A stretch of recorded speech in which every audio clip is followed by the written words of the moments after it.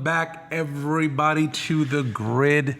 My name is RC, and I'm joined this week by two of our content developers here. Actually, we have a whole bunch of people here that are available to us. To my left, I have Mr. Pete Collins. What's going on, man? Hey guys, how's it going? Not bad, not bad, not bad. Thanks for joining us. To my right, we have Mia McCormick. What's going on? Hey guys, how's it going? So I needed a little bit of help here because we have a bigger story to be able to talk about. Over there, right, just off onto the set, we have Corey Barker. And I'm really excited about this because he doesn't really come all that often onto The Grid, but I think that this was kind of, I have to kind of blame him on this. Let me just kind of step back here. He's been doing some work on the video side of it inside of Photoshop that I thought was just amazing. Like some stuff that he did with an iPhone. And it kind of got me thinking about this entire concept of video and Photoshop. And I was like, are we doing enough? Are we working with it? Are we covering it enough? What happened with this promise of video? And that's kind of where we are here. It's like, why are photographers not using video? And that was the general question. We hope that they are, I think, right? I think it's a tool at this point that, especially if you're a professional, that you really have to kind of integrate into your workflow. It can only help you, even if you're not shooting video as a product for people. It can only help you business-wise, right? Right. I mean, and that's what I would think of, because I mean, I think right now we have video on our DSLRs. Right. It's there. Every camera, I think, at this point, within the last couple of years, has some form of video. But you don't tend to see a lot of that kind of stuff. So now, before we start with that's Mia right there.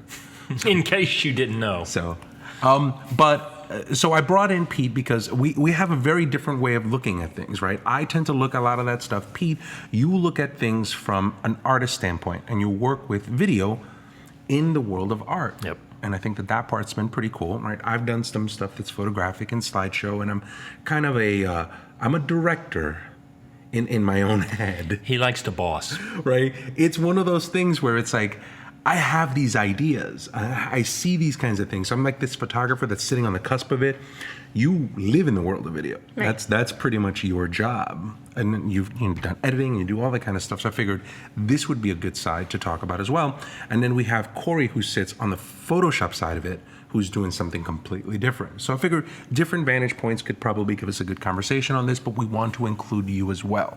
So make sure that you're in the chat. If you're looking at this on the Grid page, make sure that you go into Ustream and tell us your questions. Why are you using it? Why are you not using it? We'll pose that right now so that you guys can tell us what your stories are for that. And our goal is kind of to help you be able to overcome some of the things, some of the fears or the roadblocks or reasons why you haven't got started with video, why you haven't incorporated it into anything that you do. We want to have a chance to convince you why you should, but also we want to help you get over those roadblocks. Right. What do you think, Mr. Collins? Yeah, it's funny. We've sat around talking about this, and we each kind of approach it from similar viewpoints, but we each kind of have our own little twist on it. Right. And the whole thing is we've talked about this before here when people talk about, oh, there's so many cameras out there, there's so many photographers taking over the industry. How can I make a living and do all this stuff? We've talked about differentiating yourself and raising your game. And this really is part of raising your game and making yourself what I call a value-added artist. You're not just a one-trick pony, but you're able to communicate on several platforms. And as I keep going back to, Joe McNally's the master of this, being a visual storyteller. And we're going to talk about that some more, but the whole idea of adding value to your craft. Right.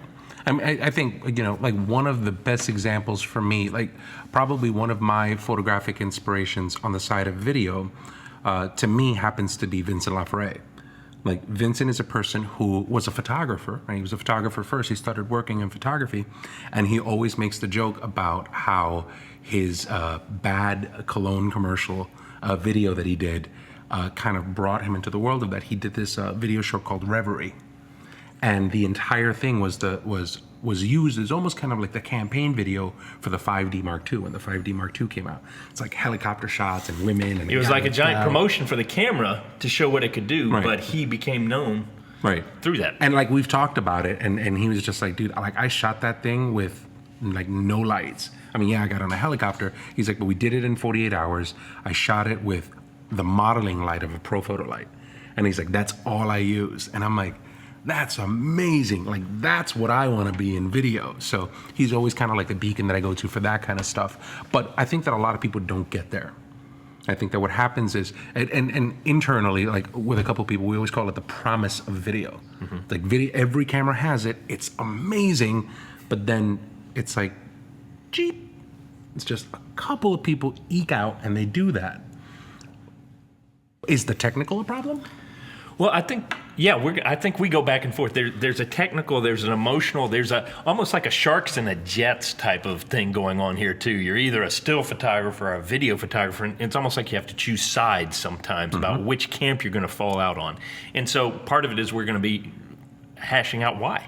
Okay. Well, and I think if you're coming up in the industry, especially now, if you've been in it a while, definitely there's two sides. But if you're coming up in the industry now, you have to be able to do both. You really have to be a jack of all trades because people are looking for multimedia type stuff out of you, right? Whether it's weddings, whether it's anything, really. They want to see behind the scenes stuff. They want to see, video montages put together. So to say that you're just one or the other, I don't think the idea of a purist, that may be great, but why? Because photography is so much better, or what? Why are you such a purist? If you're an artist and you're looking to showcase what you can do artistically, why would you not work with another tool? Right. Why would you not use another tool to tell your story? If you're an artist that's painting with, colored pencils, you might occasionally try oil paint. Right. You might want to try something different. Right. And see what your style says for that. But let's break down the technical, because I think that let's start at the technical. It's the easiest thing for us to be able to cover. Well, it's funny because you're like, so I look to Vincent Laforet as my beacon, and I think that a lot of people are like, well, I'm not using a helicopter, or I'm not. If you scale that back down to your general DSLR user and what you need to get started, there may be this concept or this idea, this barrier that you think that you need a bunch of gear, and you really don't. You can shoot with what you have now for the most part, depending on what your needs are. The only thing that I would say that you really should get is a tripod with a fluid head. The one I used, and I've used for the past 3 years, cost $150. You're shooting video with a $150 tripod? Yeah, and it's a fluid Magnus VT4000. Yeah, it's an older tripod, but it's cheap, $150. All you need is a head that allows you to move like this, right? Because when you're doing video, you're tracking motion. So it's not very dynamic if you just have a screen and somebody walks from one end to the other. It becomes a lot more dynamic when you can follow that person. So fluid head, that's what you need. Fluid head tripod.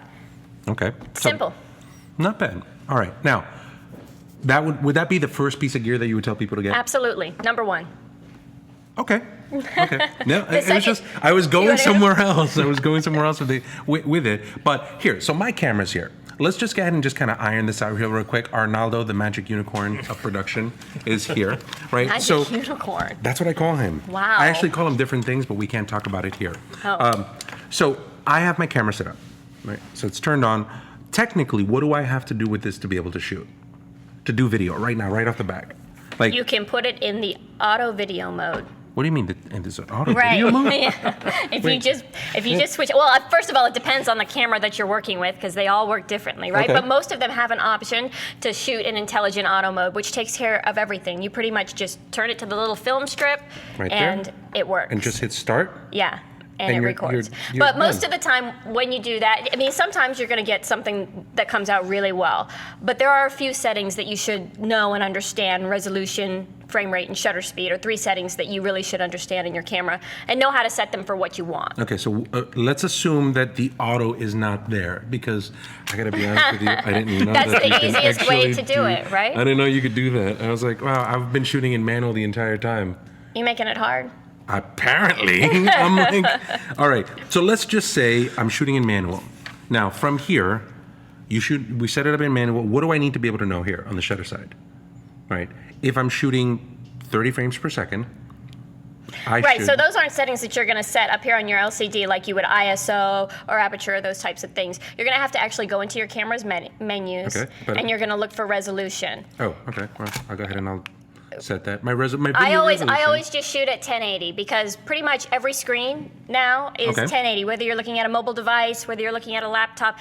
And even if you're not, you're covered. Anybody who sees it that's looking at it on a 1080 screen is going to look the best that it can, right? Okay. So I always just choose 1080. Okay, so this is set to 1080 at 30 frames a second. Right. Okay, so 30 frames per second is a good speed to shoot if you're shooting pretty much everyday life. Okay. That's the way we see things. It's kind of natural movement Okay. is at 30 frames per second. If you're shooting high action, you want to bump up to 60 frames per second if Okay. your camera has that option. Okay, so I'm at 1080, I'm at 30. Now what do I do with the dials here? I know shutter and aperture. You gotta talk to me shutter and aperture. Okay, so shutter speed is that, well, aperture is going to work the same way it would for a photo. Okay. Shutter speed, you always want to basically shoot at a shutter that's twice your frame rate. So Okay. if you're shooting at 30 frames per second, you're going to set your shutter to 1/60th That's of a it. second. It's that simple. There's a whole mathematical equation behind it, but if you basically just double your frame rate and set your shutter there, that is where the movement in your frame is going to look natural. Because if your shutter's too slow, it's going to drag. You're going to get like a motion blur. Okay. And if your shutter's too quick, it's going to start to look jerky. Yeah, like Pete's showing you. There you go. All right, so it can't be the technical side then on the camera. I mean, No, it's pretty simple. Well, if you don't know the settings, that's the thing. It's that whole realm of not knowing and going, oh, it's too much because I don't know it. It's three things, really. Well, but I would say I'm kind of that weird blend of an artist, an engineer, and a scared person. And I know the struggles of learning something new. What happens is it's new. Mm-hmm. I know there's a learning curve, and there's some buttons in there that I could mess up. And I'm already struggling with just knowing how to shoot a still photo. And now you're going to add another level of complexity to it, movement, all that stuff. It's like, I want to get into that realm, but I'm a little bit scared. And it's like, I'm already busy enough as it is. I don't even process all the photos I'm taking. Now you're going to add a whole bunch of videos that take up more space, more processing. Where do I edit it on? There's this whole other aspect to it besides just what buttons to push. Those are important, but there's also this, what do I do with it? Take the leap. Take the leap off the edge. I mean, nobody's holding a gun to your head and telling you to shoot photos, right? You're shooting them because you love them, because you love the artistic creation of it. Video is the same way. If you haven't had a chance to try it, the minute that you kind of step your toe into that pool, I promise you're going to go in for a full dive, because it's just a way that you really get to express yourself artistically. It's a little bit different than what you've done. It even allows you to take a step back from photography for a little while, get those creative juices stirring, and then go back to it. You might be really surprised at what you can produce. all right, so technically on the camera side, we're pretty much covered. I mean, like, I understand shutter, I understand aperture. The last the depth of field. suggestion I would make with that is your lens. Okay. Not a good thing for the lens. Not a good thing? Well, you need a lens that has a motor system that's quiet. Okay. Okay, so an STM lens is pretty important, especially for audio. Okay. What does You're gonna- STM stand for? It's a stepping motor, basically. So if you don't have one, then you know if you put your camera on autofocus, you're going to kind of hear the grinding of the gears, right? Okay. As your camera tries to focus on what's moving. That's what that is. Yeah. So you need an STM lens to make that quiet so that the audio that you're capturing when you're capturing video isn't overrun with that grinding noise. Okay. So STM lens setting, done. Easy. So technically it can't be a problem. I mean, now, full disclosure, this is Kelby 1. We'll teach you all of this stuff. Like, you have a class that breaks all of this stuff down. If you want to watch that, go to kelby1.com. We haven't even touched on sound. Right. I'm jumping ahead of the This game, but is there's- not a let's get me all fired up about stuff section here. We'll cover those. I love watching. Video by the end of this grade, no matter what. Get out your camera right now. Well, hey, do you want to take that comment or hold up on it? I see great photographers, Frank Dorhoff, Jay Maisel, Joel Grimes, etc., almost never use video options on their camera, except for when taping lessons off course. Why is that? Well, I think that Jay Maisel and Frank Dorhoff and Joel Grimes are busy making photography, and they're doing okay at it, right? There's But actually, you know what? There are a number of videos that Joel Grimes has maybe not shot himself, but he understands the value of, and he has done on his website. You'll Well, see behind the scenes stuff that he does all the time. Well, especially incorporating his kids are doing, Right. his sons are doing amazing video that he's doing with them. They're collaborating together. I would probably go on to say that Joel Grimes isn't touching any video whatsoever because he's probably getting spanked by his kids. Yeah. Because his kids have got it covered. He dare not jump into that space. Aaron Oh, no, The just- Grimes kids, I think, are. I'm going to go on and say, Joel, I'm sorry, your kids are going to be infinitely more famous than Joel is because they are just out of control. Better looking, more talented. No, But they- it's And not can see that, color. It's not that people like Frank Dorhoff Sorry, and Joel Grimes aren't doing video.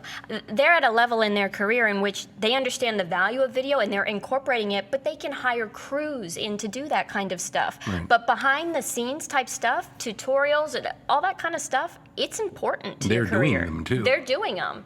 They're just they may not be the person actually turning the setting. Yeah, and they're not telling you that they're doing them. Like, Frank Dorhoff's making videos. He's just not telling you he's making videos because his job is to be a photographer. Right. Now, what I would argue to counter that point is you are not Frank Dorhoff. You are just getting into this in this space. So guess what? In order for you to be better than Frank Dorhoff, you might have to actually be better or be different. And I think that that's the key point with most of this kind of stuff. Like, how do we do that? Now, And little do people know that Jay Maisel has mad skills with the, oh crap, I forgot the name of it, the rig, the the Steadicam. Steadicam. I'd love to see Jay Maisel with the Steadicam. Steadicam Oh rig. my goodness. Hey, get out of my way. Oh, here's a question. If my camera only does 25 frames a second, is there a way to interpolate frames or something to do nice slow motion? If your camera only does 25 frames per second, you have it in PAL mode, which is there's usually two modes. PAL is usually for European, and NTSC is for the United States and Great Britain. So I would definitely change your settings. Unless you're over there. Unless you're over there. Then at right. that point, and so 25 frames per second equals 24 frames per second in NTSC mode, we'd be shooting here in the States. And that's a very cinematic mode to shoot in. It looks really nice. It almost looks kind of like film. But no, you cannot slow down video at 25 frames per second or 24 frames per second. If your camera doesn't go above that, then slow motion is just not something that you're going to be able to work No with. time stretching, no slowing it down. You know no what? It's After going to look Effects? jerky. It's going to look jerky. Okay. So yeah, I would stay away from that unless you're able to capture 60 frames per second in your settings. I wouldn't really look to slow motion. It's not gonna have a smooth look to it. It's gonna be pretty jerky. Okay. Fair enough. All right. So we've talked about the technical component. Is there a fundamental difference? Because this is, I think, another thing that people will get into when they talk about film. Is I don't think that way. I'm a photographer that doesn't think that way. I don't think that way. Is there is there credence to that argument that because you think as a photographer, you can't think as a storyteller, or you can't think as a video person? I'm waiting to see what she answers because I'm I'm not probably going to argue the opposite of whatever you say. So let's hear what you got to say there, Mia. What do you mean you can't think that way? Well, see here And now, mind you, I don't think that. So if you're a photographer, the only real difference is that you're freezing motion and not tracking it. Artistically, you want to capture maybe your child kicking a soccer goal, right? So you're either freezing the action and you're getting like the kick here in the backswing or the kick forward, or you're tracking the entire kick and the ball going in the net. Right. I don't know, what's the shift in thinking? Well, I think that what happens with some of this stuff, and this is the argument, and I have to say, embarrassingly so, I think I heard this on an interview that you had done. Because I think it was Heisler that actually, I don't know if it was Heisler, actually, I'm not sure. But somebody had mentioned this analogy, and the analogy stuck in my head that in photography, what happens is you take a picture, and that one individual frame encapsulates the entire experience. And you build a mode to be able to do that. Whereas when you're shooting video, you have to do all of the leading up to, the around, and the behind to try to be able to capture that one feeling. And it's, I don't know if it's stuck with me because it's like, well, do people think that way? Like that one frame is a testament to the feeling at the time versus having to document the entire thing being a feeling at the time. Is it a different way of thinking? Is it deeper thinking? Is it not as deep? Is it more elaborate? Like, could people just be like, I can't see like that. Girl licking ice cream, that's all I can see. I can't see anything else behind it. Y'all don't don't get to see Mia's expressions, and we worked long enough that I can see the little things going off behind her eyes about all this and what You she see wants my to light say. bulbs? Yeah, I'm going to jump in here and say, there are two different things going on. Right. Still photography is capturing a moment, a temporal moment, and making it permanent. It's kind of like erecting a permanent statue of that instant. And because everything's so fleeting, it's all about grabbing that one instance. Right. Whereas video is all about creating the emotion and the whole scene. It's like documenting and telling a story in a whole scene versus a. And so there is two different mindsets to that. Now, when you say, I think still versus video, it's kind of like when we shot our wedding. You tend to think wide angle, and I tend to think zoom. Does that mean I can't shoot wide angle? No, I shoot it all the time and do it. Left to my own druthers, I'm going to shoot still. Can I shoot video? Yes, I can. Sometimes it comes down to we tend to get in a rut and in a habit in what we're comfortable with.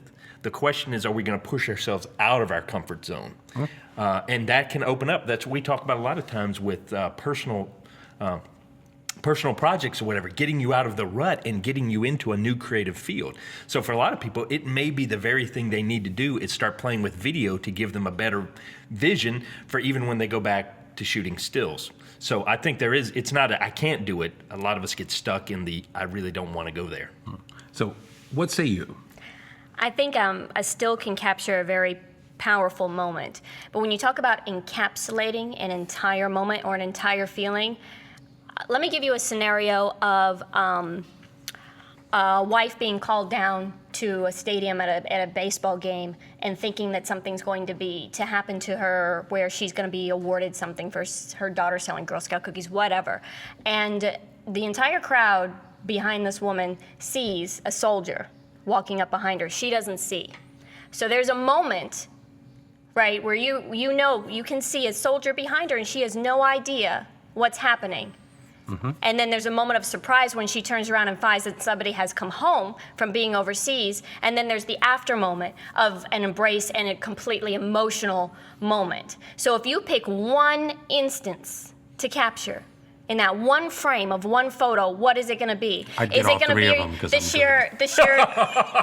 You what? Did you hear that? What do you say? I'd get all three of them because I'm that good. Right, but if you only get to show No, one that's on right. the No, front you're cover absolutely right. of a publication or something like that, which is it going to be? Is it going to be the moment of surprise? Is it going to be the sheer, her not even knowing anything and you seeing this guy coming behind her? Is it going to be the emotional embrace afterwards? Sometimes it's the beginning to end of a moment that can only be captured with video and have the kind but of which one- payoff emotionally that you're looking for as a Which one is viewer. she going to put up on the wall to see every day that she goes by? She's not going to play the video every day. But That- not yet, not yet. But see, just and now, saying. now here's my thing, and this is kind of like the confession. I've said this before, so it's one of those things, and I'll say this one thing, and then we'll go on a break. I happen to think that I'm a director trapped in a photographer's body. Because what happens with me is a lot of the times, ever since I was in college, like I remember when I was in college, people would tell me, what's your definition of success, right? Like, what do you define as being successful? And I would never say getting paid, money in the bank, this, that, and the other. Everything for me has always been, I picture a scene of me getting in a car and it looks like this. I'm driving down this one road. I go into this one thing. I open a door. There's a table and I grab a newspaper and I put the newspaper down and I put my feet up and I turn around and I look at a television that's right over here. And I'm always looking at everything as scenes like that. Everything that I do is always in scenes. When I look at a picture, I'm always going, then you walk into this. If I see a picture and I'm making it, most of the HDR pictures, I'm listening to music and I'm picturing people walking in and out of it. Like I'll sit there and be like, this person's doing this person's sitting in a corner. It's a solemn mood and it works with this and we're doing this. So I have all of these little tiny loops. I play music. All of the music that I play is almost a minute to a minute and a half in duration, all fueled by individual moments. So almost everything that I do is in these short little things, and I've been able to kind of pull out all of these frames in the middle of all of that stuff. So I agree in that there is something to be said about having that video sense of it. It's just how do we relate that type of storytelling to the photographer to have them go, you need to kind of get a little bit at the beginning, you need to get a little bit at the end, and kind of pull most of that stuff out. But let's do this, right? So we've waxed on this quite a bit. Let's go ahead and take a quick Can break. I answer one gear question Go before right ahead, go we right stop ahead, talking go right about ahead. gear? So there's a comment about memory cards. Is there a difference in memory cards you need when shooting video versus still photos? Yes, there is. The speed, the write and read speed of the card is really important. So you want to look at something class 6 or higher. And the reason for that is if you shoot with something lower, it might drop a frame. So in the middle of your footage, there'll be just a black spot because it's not fast enough to keep up with what your camera's trying to do, what your sensor's trying to send to the card and write and all that kind of stuff. So class 6 or higher, if you're shooting in frame rates of 60 frames per second or even 120 frames per second, you want a class 10 card or higher. You really have to have something that's quick enough to keep up with writing video. All right, perfect. Now let's take a quick break. Now When we break. come back, we're going to talk about a couple more pieces of gear, and then we'll talk about other things that you can use. Like you've gotten into the GoPro. Not going to mention anything. We'll talk about it a little bit when we come back here on The Grid. See you guys in a bit. Get the world's best photography, lighting, and Photoshop training at Photoshop World. It's 3 non-stop days of real-world training where you can get personal attention and unlimited access to the world's top instructors in Photoshop and photography. When you attend, you'll have chances to experience hands-on live shoots and workshops. This is the must-attend conference for photographers and Photoshop users. Sign up today. Photoshop World, the world's best Photoshop and photography conference.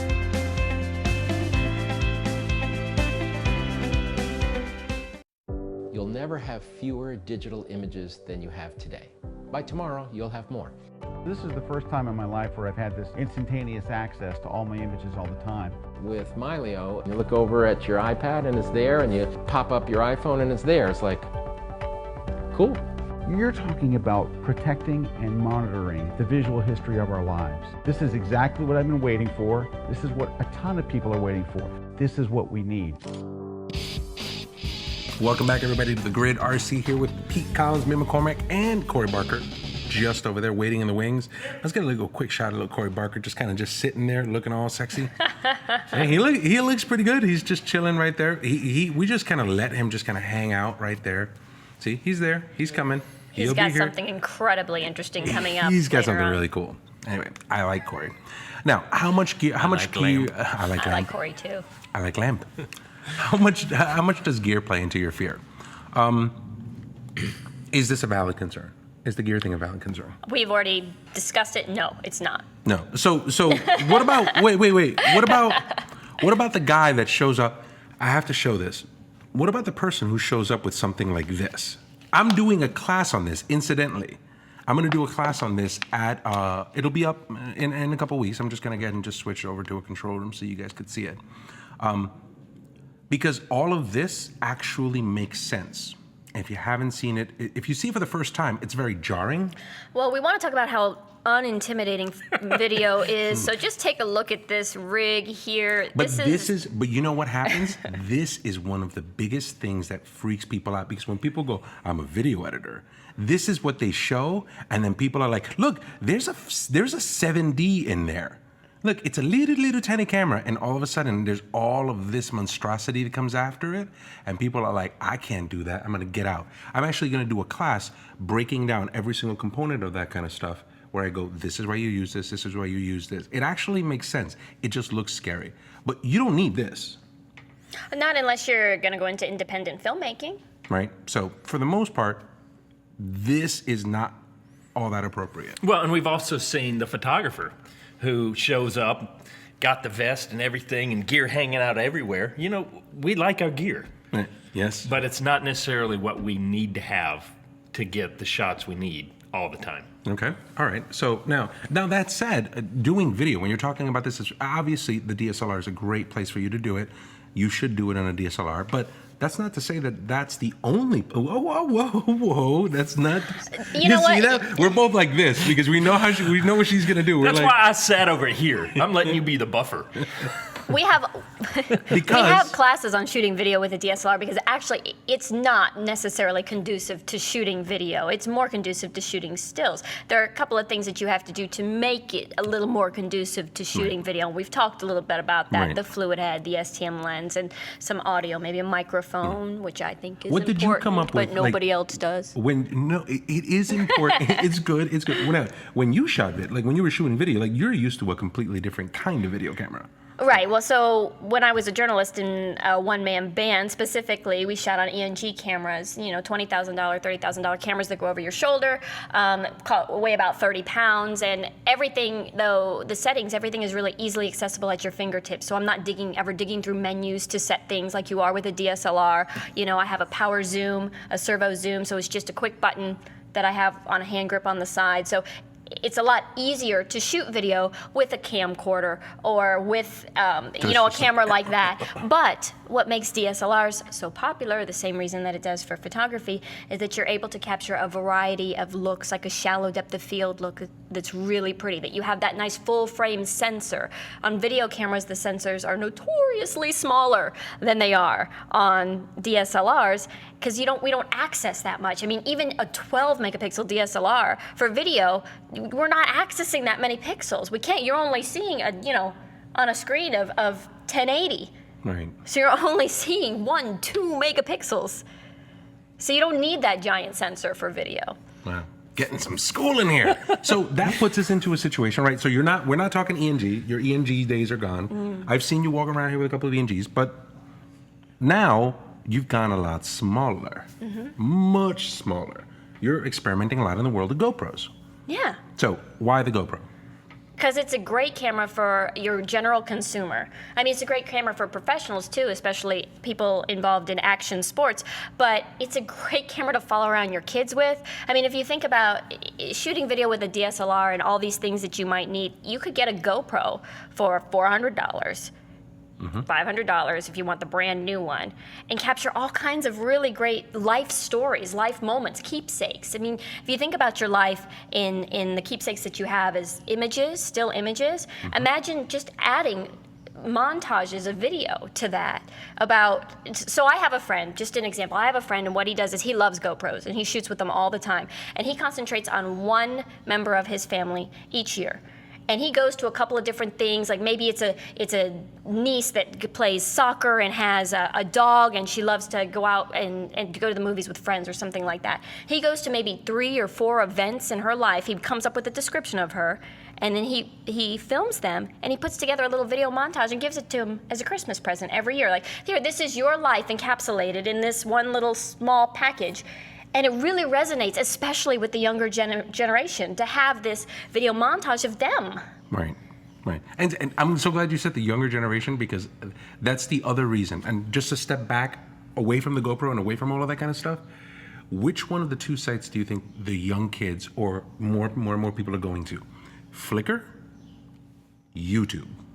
Yeah. Right. It's all about YouTube. And you can't put a picture on YouTube. You can put a set of pictures, but you can't put a picture on YouTube. So that's one of those things. If you want to go where the business is at, you want to go where the people are, you want to go where the eyeballs are on YouTube. So that's one of those things that you need to start thinking about. Sorry. Also, when you're thinking about shooting weddings or whatever, nowadays they're wanting the whole package. And so they're wanting to have the stills and the videos merged together. And it used to be that the video and the photographers were like at war with each other. And now it's becoming an expectation that they need to meld together. And so part of that is, if you're a still photographer, reaching over and learning the video side of things so that you have the ability to be the full package when you're coming up and trying to get jobs for shooting weddings. And then when you're putting them all together, how much to throw in a couple of videos when you're doing your slideshow, all of a sudden the bride and groom getting ready. Just little snippets in there. The marketing on that stuff alone is just going to be incredible for your business. And if you look at most of the companies that are right now, I mean, there's all of these newspaper organizations and things like Sports Illustrated was probably one of the most recent ones, where they just got rid of all of their photographers. And they turned around and said, you know what, we'll just give our reporters video cameras. And they're there anyway, so we'll just let them take care of it, for better or for worse. I'm not saying that that's a good thing or not, and I'm not saying that a photographer is invaluable. My personal opinion, that was a horrible decision. I think that the photographers are very responsible, and the photography inside of news gathering should be a very separate, completely discrete entity. That said, it is happening. And there is that kind of merge. I mean, look no further. Just now at NAB, they just finished announcing that the Canon, the XC10. The XC10, yeah. Right. So you have a 4K camera, right? Fixed 35. Right. and in the middle of video can shoot 12 megapixel pictures, right? A lot of the cameras in this space are actually doing that kind of stuff now. So you're seeing a little bit of that kind of melding that's happening with that. Now, there was a quick question here. Let me just kind of jump in here. Somebody had asked, and I don't know where it is. Let's see. Now, mind you, so that you guys know, Brad the Beard is out in LA with Scott. Scott is on tour for the Kelby One live show. If you want to take a look at most of the tours that are coming out, make sure that you go to kelby1.com/live. You can see all of the dates from this one website. Shoot Like a Pro Reloaded tour, right? Now, that said, somebody had asked about a microphone. What would you recommend, right? Matt Cherminsky, can you suggest some relatively accessible microphones for use with a DSLR for those of us just starting to dabble in video? I argue audio is not all that important in video, but go right ahead. That's a great photographer's argument. I think it is. Actually, it was answered right there in the chat. Somebody put in the Rode mic. The Rode M3 is a great choice. That's a great choice. It's relatively inexpensive. It's a shotgun mic that goes right in the shoe, cold shoe on top of your camera, and it works really well for capturing any kind of natural sound, so things that are occurring naturally.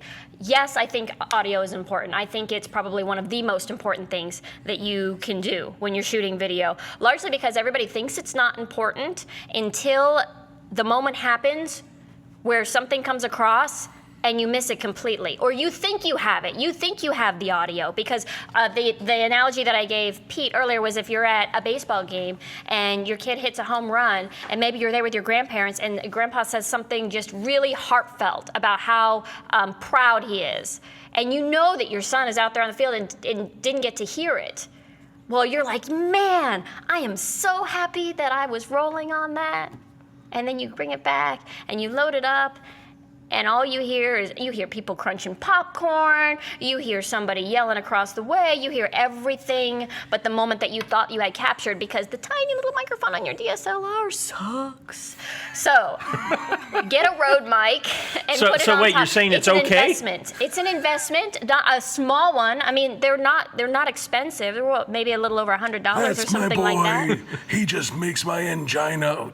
Ooh. I'm just saying, when you go back and you look at those keepsakes, audio can be a big part of that. You don't realize how much it plays in your life. Isn't, and you're getting me into like. I think that audio is important. I'm just saying that from a photography standpoint. Okay, but we have had a discussion where you have said it's not important. As long as you're able to, people just want to be able to capture the images and then put them together and lay down a music bed. Well, here's the thing. To start. When you're starting out, the big question is, just like with every bit of photography in buying gear and whatever, what is your end purpose and end goal, and, Right. and what are you doing? If you're doing it for a wedding to throw it into a slideshow or whatever, where you're not capturing the ambient sounds and stuff like that. But don't you want to hear, I do? No, I'd rather just hear. But no, as far as, we're talking to hobbyists, people that are serious amateurs or whatever, and you've always got to make compromises with what's going on. That's true. And so to be honest, I would rather them, if they had to make a choice when they're starting out, is to get some good storytelling images, because when they get hooked into that, then they'll want to get the audio as well. Is it this one? Okay. The Rode video mic? That one? Yeah, that's a good one. Okay. I'm just saying, you could have great sound and such crappy imagery that it'll never go anywhere. Okay. That's true. That's true. But I mean, that's rare that people are working with great sound and not great images. No, I'm saying I mean, you could- definitely need to master the look first. Right. Certainly being able to just capture the video. Right. But I guarantee you it will be a lot shorter than you think before you're saying, oh, I wish I had the sound that went with that, And especially if you're capturing life. My only thing was just, when I look at scenes, I don't want people talking. I'm like, I see scenes, and I see a lot of people, like... He's go got back- control issues. My thing But is... it's not like one or the other. No, wait, just listen, hear me out. As a photographer, what I'm saying is this. If I do video of a man walking, and a man grabbing the paper, and a man looking at it, and a man looking at the camera, and then a man looking over to the right, and then walking away, and I use a music bed, As a photographer, I'm saying that's easy for me to capture because I can just capture that, capture that, capture that, capture that, put a little bit of music behind it, and I'm off to the races. I'm not saying that the audio isn't important. I think the audio is supremely important. Right. I'm just saying that I could probably get away with a little bit of that to start out, to get my feet wet before I do any of that kind of stuff. That's what I'm saying. That's why I was thinking about the end product in mind. If I'm trying to tell a story and the story is not based upon what's going on with the ambient sound. I'm going to bring back up Vincent Laforet's Reverie. He had no audio in it. All he had was Moby's, whatever the song is from Moby. He just had Moby, and it was just a lot of pictures, which is why he called it the cheap cologne commercials. That the guy runs and grabs the flowers. You see the pan, and he goes back, and he's driving. There's no audio whatsoever. He wasn't running any kind of audio. Right now, it's like he's got an audio team. Right. But that's kind of where I'm going. So I don't want anybody who's like an audiophile to start sending hate mail. I think it's great. I'm just saying that when I'm looking at it from that kind of standpoint. Now, let's go ahead and take one more break because we do want to show you a couple of different things. We've talked about it ad nausea, the technical, the creative side. This is what it looks like when we're talking about video here. We're always going back and forth, but we don't want to just have it be a kind of banter. We want to give you a couple of things that you could do on the video side. Leverage those YouTube accounts, leverage those GoPros, leverage those time lapses. So we're going to do a little bit of a round robin here and show you some stuff when we come back on the break here on The Grid. Stick around.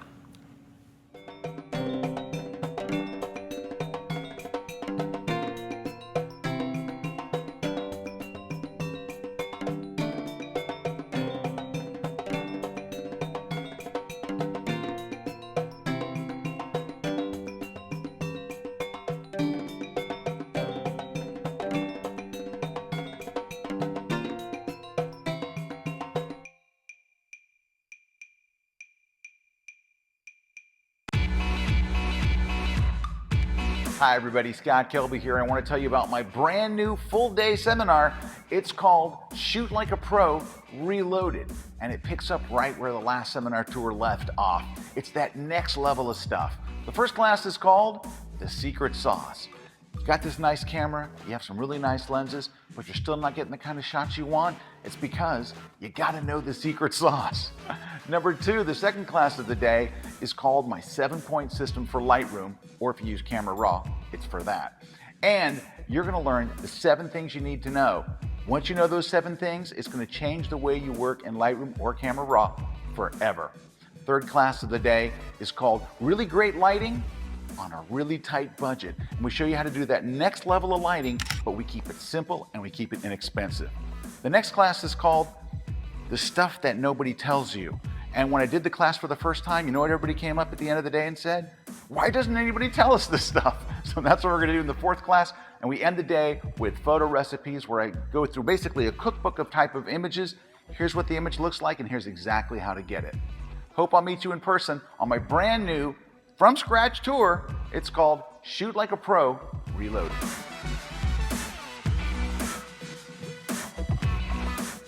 This, whatever. No, you're wrong. There's no reason. No reason for this. Thank you. Welcome is back, abusive. everybody, to The Grid. First of all, I'd like to apologize for my skin color, because just look at this. This is just ridiculous. Hello. I'm going to go stand out in the sun for the next 3 days after this, because I am Casper. He's like, good evening. It is Dracula. I'm sorry for He that. does kind of look like Dracula. And No, you're missing that peak there, yeah. welcome to That's Friday 1, 2, 3. night. Oh, that's the count. He's purple, for crying out loud. Yeah. All right. Audio, forget it. Don't worry about it. We'll go to it at a later thing. Let's talk about a couple of different things. You've got a couple of things to do. So I want to share a couple of the things that you were working on with me. And Mia's not going to stay with us for the entire show. We've only borrowed her for a couple of. I'm sorry. It was just, you got to go. So gotta go. Unless enough people in the chat say they want me to stay. Oh, no. Do Guys, not you know, manipulate the chat. She's pandering to y'all. She's the one that told me to. Pandering the chat. They're Wow. pushing me out. I'm not good enough to stay for the entire Grid episode. Wow. But one day, maybe. Okay, one day. I have aspirations. I know. You could just get a third of the show, remember? Yeah. Ceiling. So, at this point, what we'd like to do is, I want to kind of talk a little bit about the stuff that you're doing on GoPro, and I want to kind of show it off. Full disclosure, we're trying to do this to get you to watch the GoPro class. You've done some classes on Kelby One on the use of the GoPro, correct? Well, What we can you have talk to us one. about? We have one, and I'm working on another now. There, yeah, that's what I'm saying. This is coming. This is good. What kinds of things are you doing on the GoPro side of things? Well, one way that you could use it that I think is great for anybody to use, whether you're a professional or whether you are a hobbyist, is time-lapse, the time-lapse feature. Now, this is something that you can do with your regular DSLR as well, but if that's maybe shooting something else, maybe if you're at a wedding or something like that, the time-lapse feature on GoPro is awesome. I love it. I love it. So I have a couple here set up on my computer that I've shot just actually over the last couple of months. So this is a great idea, especially if you're doing maybe a wedding, a destination wedding, even if you just start out what you're doing, your video, if you're doing a montage of still images, even if you were to start out with something that's a cityscape of wherever you're working. So this is just a like night that. lapse, That's right? pretty This cool. is just in a car, right? The GoPro's just mounted in a car. Just kind of a cool thing that you can do with them. Time lapse is something that I think is really awesome, and you can use it in a bunch of different ways. Usually, you use it to show something that happens over the passage of time, but even just driving in the car, you saw that's a pretty cool. It's a pretty is a cool way to pretty use cool it. shot. Okay, You great. can get very creative, artistic, that kind of thing, right? Okay, That's what we're talking about. Okay. What else you got? Let's see. I want to be able to see a couple more here. So, dog, beach. Oh, right. Yeah, So everything. another way that you could use it is if you head out. We took it out to the dog beach here at Fort DeSoto. Okay. Now, somebody's adding to your point here. So, Matt Charniski. No. Stephen Gott says, and you can risk the GoPro in places you've never dreamed of putting an expensive That's DSLR. absolutely true. That's absolutely true. A lot of people, especially if you're working in water conditions where you're going to be anywhere close to water, for sure, use your GoPro and not your Nice. DSLR. So now what do you have? So what do you have on that? Is that the dog's beach? Right. So if you're just out for a day at the beach with your pets, you can take a couple of photos, or you can do something kind of like this. Yep, there you go. There's the water. Bye-bye, DSLR. But no, you were using a GoPro. Right, so you're able to put together just a little montage of video clips that are kind of fun. Whether you post this on Facebook, or you put it on YouTube, or you share it with your family, or whatever. It's just a fun way to capture the time that you spend with animals or people that you love. Right. And it gives you a unique perspective, things that you're not gonna get at all with just taking a still image. Dogs and balls. But see, but here's the thing that I think is pretty cool. Like, this kind of stuff would be stuff that people would look at on YouTube. So imagine if you're doing this. Again, you're looking at a dog swimming right now, but substitute that with a bride. Substitute that with a kid playing baseball. Substitute that with the baby going for the first swim. You're a photographer taking pictures of that kind of stuff. Right. You take that, you're a photographer.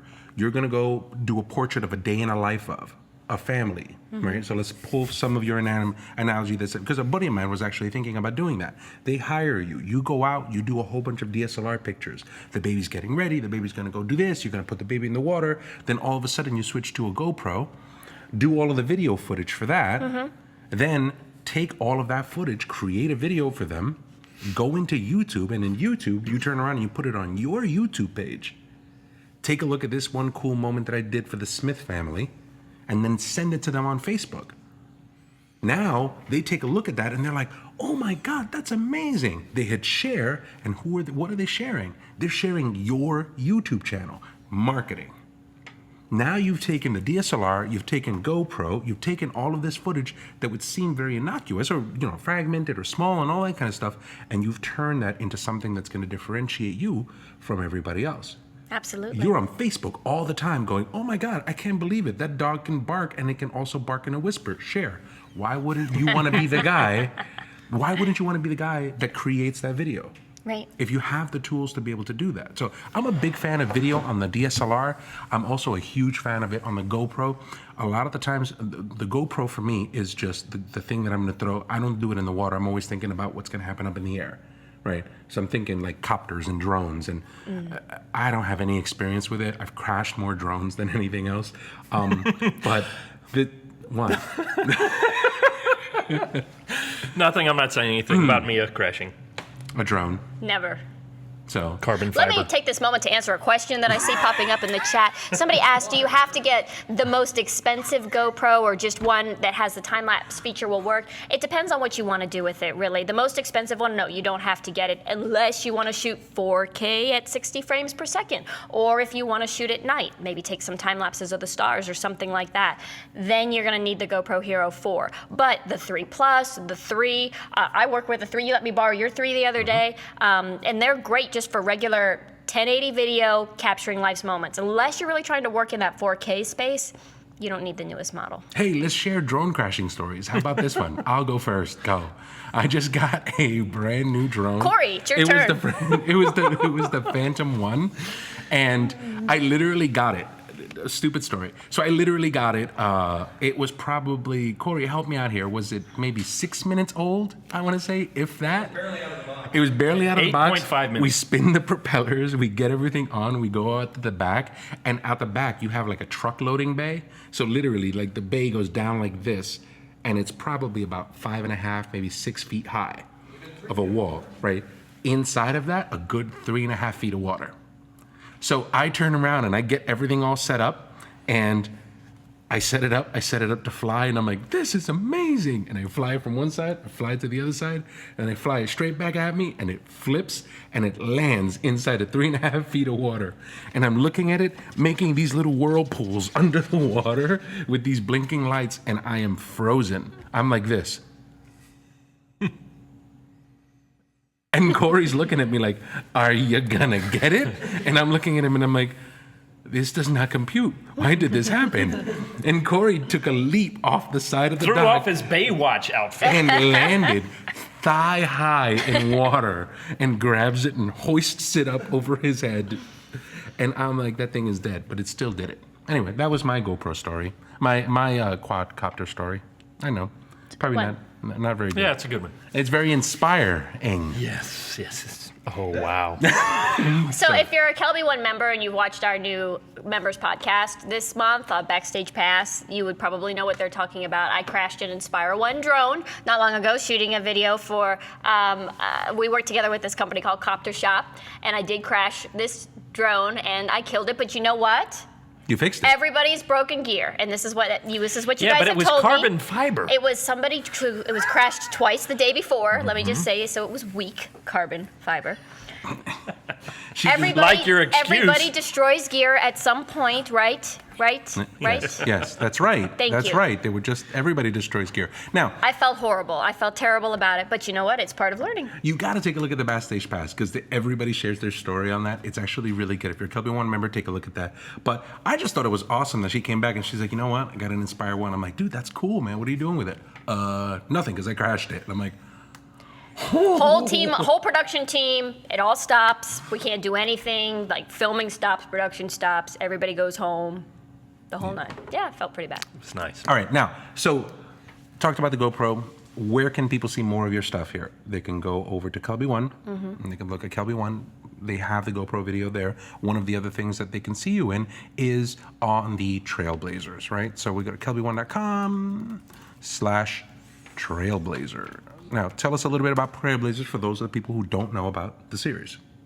Okay, it's an interview series with some of the most powerful women that I think are in photography right now, and they're people who are really women who are really going above and beyond what you would think is kind of a normal role in photography. So they're working in extreme or dangerous conditions. They're tackling really difficult issues. They're doing stuff that is serious, takes serious dedication, and a lot of times serious tolls on them physically and mentally to be able to deliver a story, their story in pictures. Perfect. So make sure you go to kelby1.com/Trailblazers so that you can take a look at all of that information right there. Now, Mia, we know that you have to run, so thank you so much for stopping So by. you're kicking me out. I'm going to bring Corey into Mia, this, I'm going to miss you. into One of this us is going to miss you up here, Mia. into this one space. So, Thanks, guys, for all right. having me. So we'll have that. Now, I really had fun. take a look at your Photoshop screen. Inside of your Photoshop screen, you're going to talk a little bit about how you use this for time lapse. Please hit play. So, what I do is I'm an artist. I like to draw, I like to illustrate, do all this stuff. And so one of the things that I do is I will capture time lapses of my different projects. And this is actually a over 2-hour project that I did that I've now got shrunken down to 1 minute and 11 seconds. And it just kind of shows my process. I'll do this for teaching, and I'll do this for kind of demonstrating the different stuff I'll do. And it's just great to put up on YouTube and Facebook or whatever, because people love to see time-lapse behind-the-scenes stuff. Yeah. And so, imagine some music on there. There's a whole other story about why there's not music on this that involves RC, but I'm not going to talk about it right now. So we're just going to hum to ourselves while this goes along.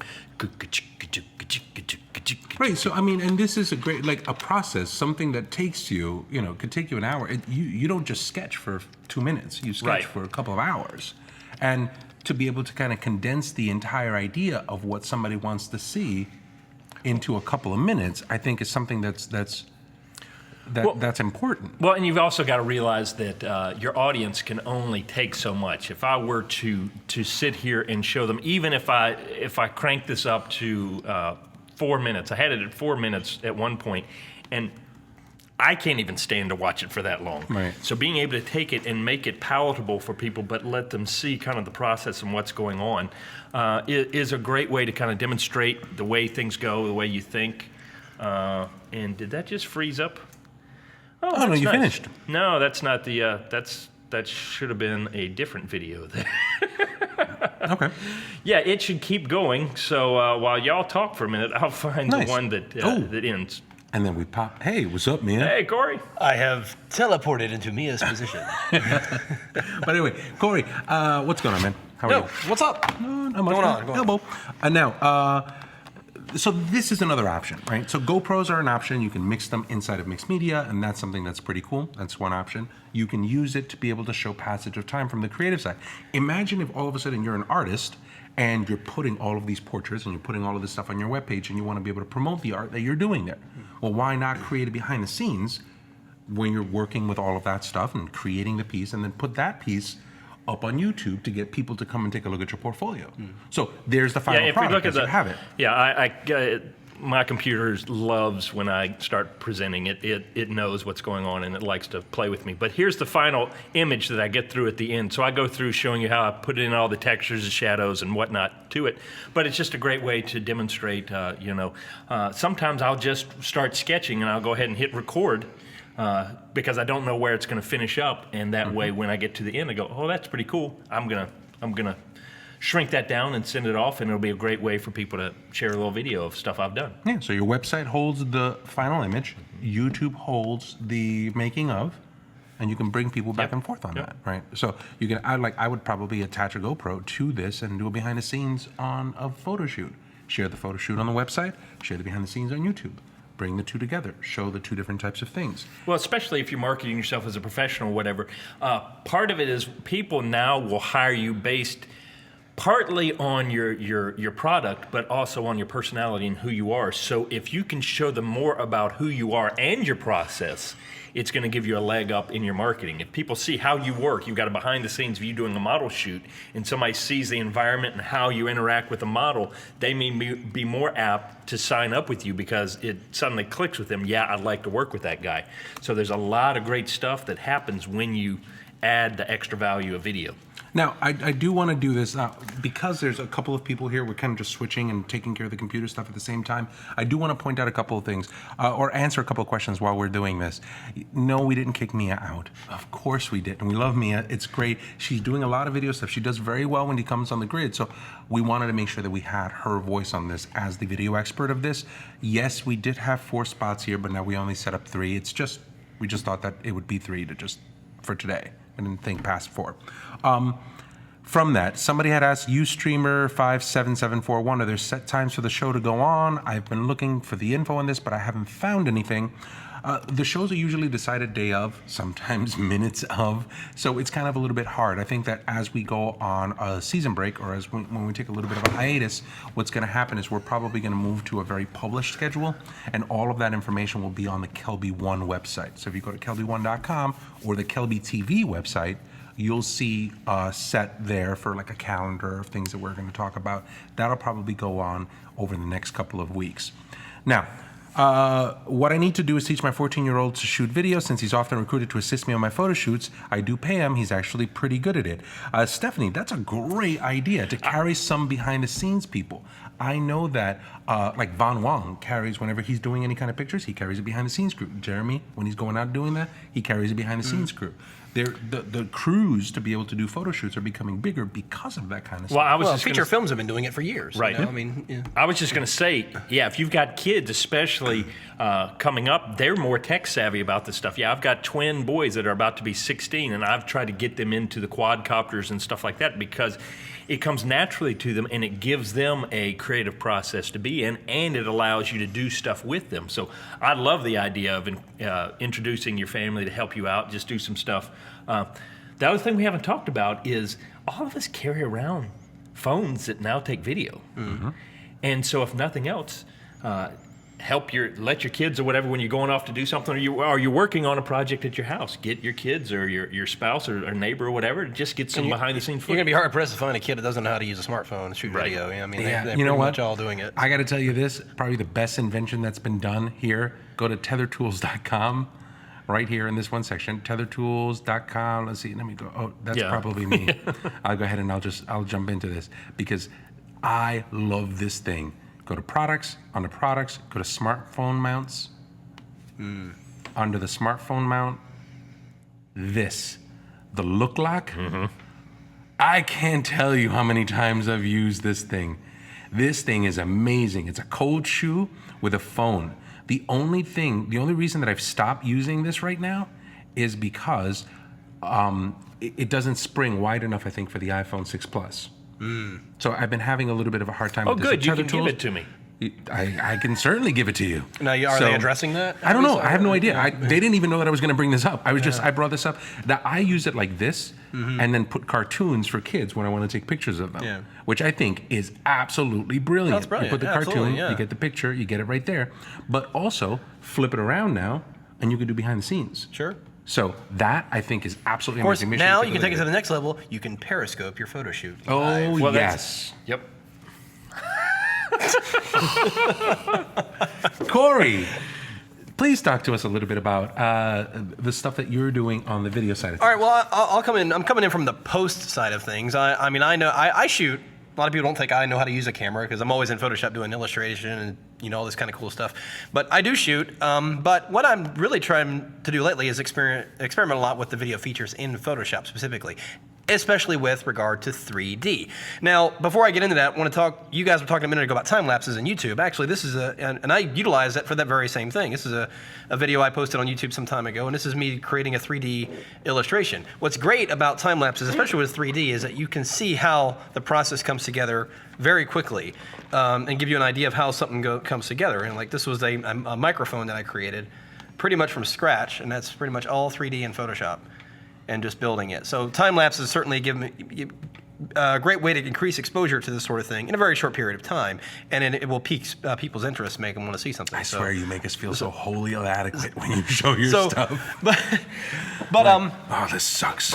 But I've been experimenting, and for the longest time I've been wanting to do a class on something called cinemagraphs. We all heard of cinemagraphs. Right. It's where you take a static image and you add a little element of motion, whether it's just a car passing by or the clouds subtly moving or something like that. But there's a lot of great examples of cinemagraphs, and they all look very great. But I really want to take it into the next dimension. I really want to go into the photograph. So I've been experimenting a lot with ways of doing different things with photos and 3D in Photoshop. Now, just to show you, here is an image I actually shot. And you're talking about using your phone. This was an iPhone shot. Actually taken with an iPhone 5 at Universal Studios, and it was... That's a pretty good iPhone shot. Yeah, and so it's the Hogwarts Castle at Universal Studios in Orlando, and I took this shot, and I did a number of different things with it, but what I thought was, what if I took it into Photoshop and made a video out of it? Now, I'll explain let me show you what I did first, and then I'll explain what it is. So this is the clip that I did, and you can see, so what this is doing is this establishing a kind of fly-through shot. I took the image and broke it apart into several layers and created 3D postcards out of the individual elements. Of course you did. And then you just space them apart and then you just do an animated fly through. You basically are just making the camera fly through the scene, and you've got what looks like a multi-dimensional scene. Now I replaced the sky, of course, and did all these different things to it, but you've got something that was taken from a static photo, no video footage at all. It was created entirely using Photoshop. Now, of course, when I did that, I showed it to the guys around the office here, and everybody's loving it. So Brad, Everybody's like this. so Brad Moore comes to me and he says like, hey, can you just maybe take one of my concert shots and try to do a similar thing to it? So like, send me some of your shots and I'll see what I can do. So he sent me a whole handful of them, and I actually spotted this one. I really liked the really extreme perspective of this shot, and it looked like it had potential to be a cool animation. So after some playing around with it, here is my result of his shot. So that's taken, again, from one single static image. Now, as we go through the video, you'll see that it's taking it to a completely different level altogether because you're traveling through the shot. But also, look there. Let me actually open it up the file so you can actually. But notice what I did here is I added some little flares in there. So when you've got a scene that has lights or anything like that, and this is actually just using the power of Photoshop in more ways than one. You've got the animated timeline, and you can actually go in there and edit video in Photoshop, but did you know you can actually pull your images apart and animate through them utilizing 3D and cameras and such like that? Now, imagine showing your portfolio like that on a website. Yeah, even if you just took a few of your images and just, kind of did this like fly through of different shots. Now, I will say, with regard to cinemagraphs, this was another one I did. This is actually a static shot. It was a stock image. And what I wanted to do was make it look like the paparazzi flashes were actually going off on that. So actually doing a little bit of trickery in Photoshop, I was able to make it do this. So what I did was I animated one pop flash and then duplicated it and repositioned it and then staggered the timeline. Now, each clip is running at a different point in time in the timeline. It's just kind of staggered timeline, and that gives you the randomness of those shots in there, and it's just looping over and over, so it looks like it's a little staggered. Of course, I got the smoke animated through there. So there's probably about a half a dozen different animated elements going on in here, and it's just a looping cinematograph in the end. Now, of course, this is only two-dimensional, but again, every bit of this is done inside Photoshop. It just gives you a good idea of what you can do with it. Now, I have incorporated video elements into the static image. Like I'll take a static image of something. In fact, let me show you real quick. Well, and while you're doing that, people are asking, hey, what's the 3D capabilities of Photoshop versus like Maya and stuff like that? Or even what we talk about is video in there. Photoshop does some amazing stuff. You know what? It's funny they bring it up. I'm actually going to show it. Can I do it? Do I have time for a quick little demo? Sure, why not? All right. Arnaldo's like, whatever. I live here.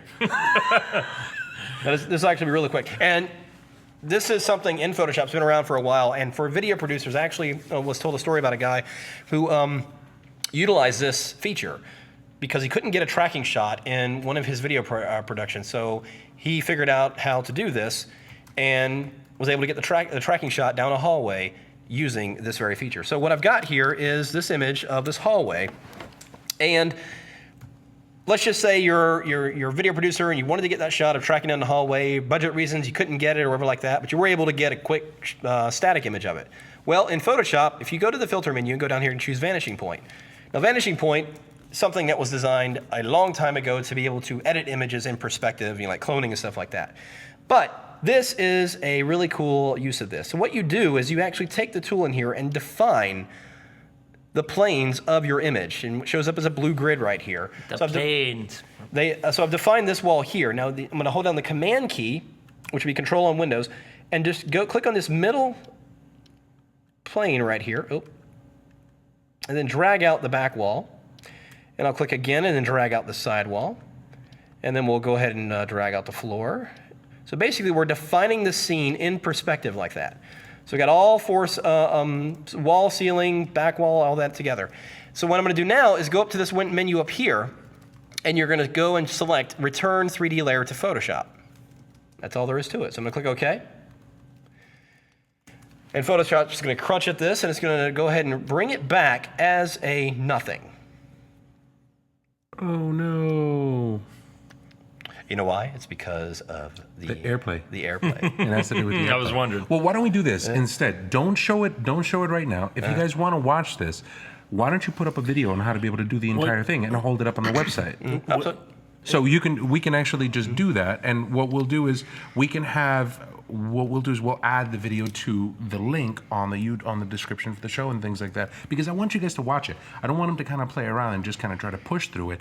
There's a lot of information, and there's some stuff in the chat that talks about like where can we see your classes and how do we work on this kind of stuff. All of that stuff is over at the Kelby One website. Let me just show you something real quick here. Also, Photoshop User TV, you can check that out. Yep. Go to kelby1.com. Over at the kelby1.com website, you can take a look at all of the instructors. Corey's there, Pete's there, I'm there, Mia's there. Go to the classes here, and in this one section, just go to browse our courses. There's all of the different sections right there. Go to Photoshop, or you could take a look at the instructors. So once you look at the instructors, right, there's Corey. You just go to Corey, click on that, and you'll be good to go. Oh, you have the YouTube video of it. Okay, cool. Well, yeah, I just want to at least show the result here. So, Okay. No, that's great. so this is actually on my YouTube page. So this is a tutorial on the very same thing I was just talking about. So I took this similar scene and did that. So now you can see from that static photo, it now appears to be a fully dimensional scene, because it created that based on that vanishing point grid on there, all from a two-dimensional photograph. So Can you put this up, just for people, can you put this up on the Kelby One blog? sure. Okay, so we'll post this on the Kelby One blog as well so that you guys can take a look at it. Guys, we're way over time on this kind of stuff. I've got slideshow stuff you can take a look at it on the, why don't we do this? Why don't we take all three and we put all three on the blog? Okay. All right, so tomorrow, if you guys are watching, go to kelby1.com/blog. You can see a post from all of us talking about how we use video. We'll make 3 videos for it. You guys can have them more than. Which I think is great. It's great that we're all coming from different places on this, so so people have a variety of what they want to do with it. So Well, and a lot of people don't realize the power of video in Photoshop. And we're the Photoshop guys. Sure. So part of it is we wanted to go get in there and play, because you've probably have videos on your phone, on your computer that you don't know what to do with. You can go take them right over into Photoshop and start playing with them. Perfect. Now, what do we want to do here? So we have some brand new courses this week, and one of them is training video for what Scott did for the Canon 7D Mark II. If a Canon 7D Mark II is in your future already in the camera bag, then you may want to check out this course from Scott. From getting oriented to all of the buttons and dials to making the right choices for image quality, white balance, playback, and focus modes, Scott takes you through each feature and function, explaining its purpose and showing how it's done. Also this week, you have landscape photography, mountains, lakes, and waterfalls. This is a look at landscape photography and has a little bit of everything, big things, small things, water, glass lakes. The class delivers, wow, this is a lot of copies. Tips and techniques it's a class on mountains and lakes and waterfalls with Matt. Just go watch it. It's over at the Kelby One website. But wait, there's more. Wow. Now, who wrote all this? let's go ahead and talk about your contest. What are you going to do for the contest? Make sure that you go to kelby1.com/contest. At that, you're going to go ahead and put in your name. As a matter of fact, I'm going to show you guys where that is right now. I'm going to go to kelby1.com/contest. In this one section right here, we can go ahead and put in your name, right? Make sure you put in the show, put in your name, put in your email, put in your website, put in the comments. You guys, one of you guys is going to win this book right here, Professional Guide to Video Filmmaking. Right? How appropriate. Bradford Schmidt and Brandon Thompson, right? Forward by Nicholas Woodman, the founder of GoPro. Mia thinks this is a great book. So just as a person. Well, if Mia thinks it's a great book. And the only reason that I say that is because we had her here as kind of like a person who's talking about doing video and doing all that kind of stuff. And I showed her this book, and she was just like, "That's a really good book." I don't know about the content of the book, but I'm digging that cover, though. That's a cool cover. The cover is pretty cool. Yeah. So you're going to win a copy of that. And hey, we also have one more photo contest tied in with ViewBug. Oh, okay. Yeah, and after you watch, here's where the writing gets really good. After you watch the landscape class, head on over to our good friends at ViewBug. We're hosting a landscape contest, so enter your best photos for a chance to win. To enter, go to kelby1.com/viewbug. Hey. Have you guys heard about Snapseed 2.0? I just have to say that I like the movie phone voice you were just doing there. It is amazing. It's a very powerful photo editing app for your smartphone. In the world. RC has created a class on exactly how you should use it to create stunning images quickly and easily. There's a lot of power under the hood, and RC uncovers all of the tricks and gives you plenty of great tips. Who is this RC? Perhaps I should have read that. Check out RC's free class at kelby1.com/Snapseed. Now, guys, I'm a huge Snapseed fan. I think this is a great thing. We went out and we did a whole bunch of classes the day that it released. just to get up to speed on it. I think it's an amazing program, and it's free. So now you have all of the classes there. You guys can get up to speed very, very quickly. Long episode. Thank you so much. We had 4 people. Yep. It was pretty good. It was pretty That was good. a lot of Corey, stuff. I like it. Thanks Yep. so much, man. Appreciate Thanks so much it. for Thank stopping you. by. Yep. Make sure you could take a look at the Kelby One blog tomorrow. We'll add some entries there for that stuff. Corey, if they want to be able to see more of you, obviously Kelby One, where else can they go see you? You can check me out at Facebook. I'm at facebook.com/CoreyPS3D, and it's the same for Twitter as well. Perfect, wonderful. And Mr. Collins, if they want to get to you, Facebook would be look for Pete C Photo, and my website is petecollins.com. Yeah, that's good. So Stephen Gotts 1952 says, "My first one live. It was so much more fun." Yes, these shows are meant to be live. Like when they edit it out, it's like it feels a little bit more dry. And after you've been around a couple times, Stephen, it won't be that much of a blast about us reading out your comments. You'll start to realize that we don't really know what we're talking about. It's like an hour-long SNL segment. All right, but anyway, if you want to find more about me, make sure you go to kelby1.com. Also, make sure you go to twitter.com/aboutrc. My website's aboutrc.com. It's pretty much the same thing. So on behalf of myself, Mr. Pete Collins, Mr. Corey Barker, we will see you guys next week here on The Grid. Take care, everybody. Bye-bye. Thanks, guys.